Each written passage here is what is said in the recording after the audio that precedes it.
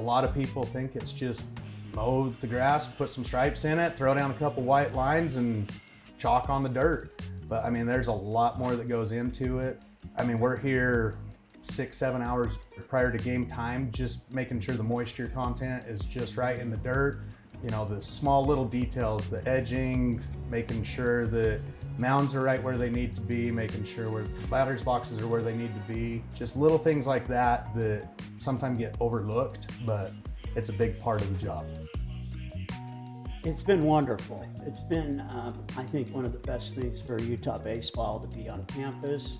Beautiful field. A lot of the players still will wear cleats, metal cleats instead of rubber cleats. And it's still made for metal cleats, but baseball players are a different breed. They'll dig into that sin turf, and they'll do a lot of funny things with the batter's box and all that fun stuff. So that does make wear and tear on the field. So we got to come back and make sure that's ready to go and be safe for them. Both teams are here probably 3 hours before the game starts.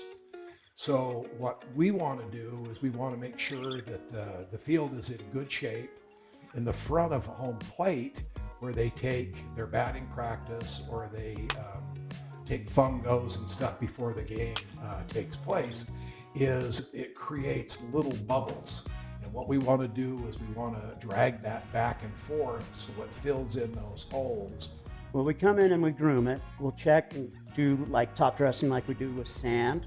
We might have to come in and top dress it with crumb rubber. This field has got some sand area, like the infield is sand.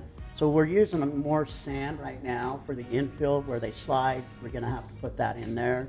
And then usually at the pitcher's mount and home plate, we'll be putting a lot of sand and broom it in and make it look like it's brand new again by the time we get done with it. First thing we'll do is we'll come in and water. First thing you gotta do, get that moisture into the dirt. And then we'll come through, do some edging depending upon what the week schedules look like, but we'll start doing all the detail work, you know, the lips, make sure that they're flush, painting lines early, trying to get that perfect pattern out there to make sure that that looks nice and pretty, and then just throwing down the lines and getting ready for BP to start. One thing I like to do is get a great relationship with my coaches. I feel I got a great relationship with Gary, and that's a key to a successful superintendent is relationship with your coaches, because they're the ones who are going to know how it's playing every day, and they want it maybe different one day than the next day. It's just a little bit of home field advantages, but it is a key. Like I tell every guy who comes in, first thing you do, go meet with your coaches, build that relationship with them, and then they will trust you, and that's important. I would say some of the little things that the girls might recognize that we don't. Cleat marks, you know, if the dirt's popping more than, because you want like a nice cleat in and cleat out.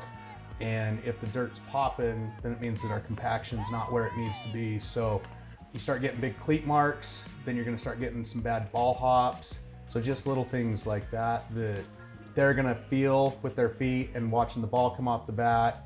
I would say those are probably the biggest. The biggest challenge would probably be just the weather. We're dealing with snow. A lot of the places, I don't think they get as much snow. So, I mean, we've had 18 inches we've had to plow off before, 3 days before a game. You have to get it off the field. The rain, you can wait out the rain and the field will take it. You know, as long as you got a good tarp, you're good. But the snow, that's not gonna allow you to play if there's white stuff on the ground.